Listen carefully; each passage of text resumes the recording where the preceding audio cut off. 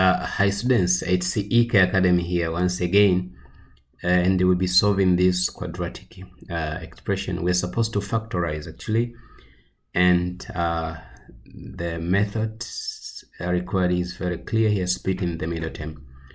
So by splitting the middle term, what we do, we'll be taking again 3x squared minus 11x minus 20, and you're going to find two numbers. When you multiply them, you are going to get 3 times negative 20, which is actually negative 60.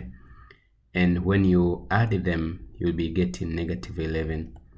So checking the factors of negative 60, in order to get negative 60, actually, you have to take negative 2 times 30, or plus or minus again. So you can always find a way to interchange between positive and negative. So now I'm going to consider all the numbers which, when you multiply them, you're going to get actually 60, and from there we'll be able to get the combination which is going to match our given expression. So you consider the numbers like 2 and 30, 4 and 15, and I think 4 and 15, 20 and 3, and so forth. But as far as we have to consider two numbers, when you add them, you're going to get negative 11. So basically, we'll be having 3x squared minus 15x plus 4x minus 20, dear students.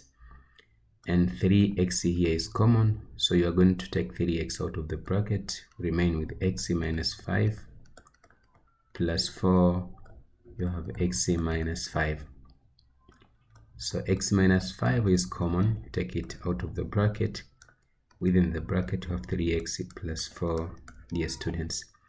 So we can conclude that the given expression 3x squared minus 11x minus 20 is equivalent to x minus 5, 3x plus 4.